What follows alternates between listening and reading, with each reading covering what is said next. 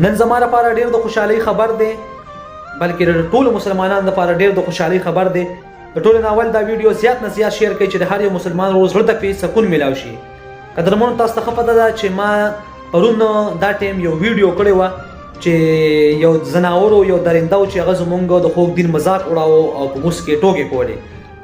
په هغې باندې ما ایکشن واخیستو، په هغې باندې ما خبرې وکړې، حکومت ته مې اپیل وکړو چې دا کس ته زر ته زر ارست شي او دته د سخته نه سخته سزا میلاو شي.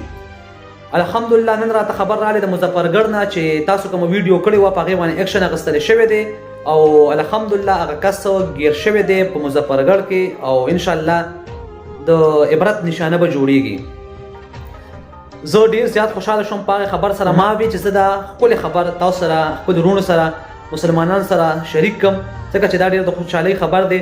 د ټولو نه اول خو زه د مظفرګړ چې کوم حاضر سرویس ډي پي او دی، د ډي اس پي دی، د ایس ایچ او فرحت عباس هم ډېر زیات شکرګزار یم چې هغه ایکشن واخیسته په دغه ویډیو باندې او هغه ملزم یې راګیر کړو.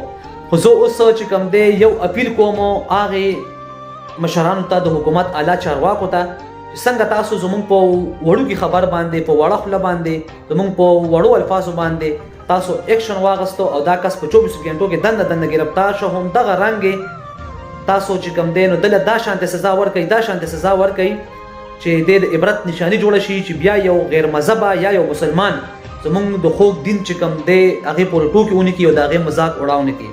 دله داسې سزا ورکوي چې دا د ټولو دپاره چې کوم دی د عبرت یو نشاني شي. ډېره مننه، خوشحاله اوسئ. د ویډیو څومره هم شیر کېږي زیات نه زیاته شیر کوئ ځکه چې ډېر د خوشحالۍ خبر دی. والسلام. خوشحاله ښاد آباد رنګیلي بریالي ګلالي اوسئ. والسلام.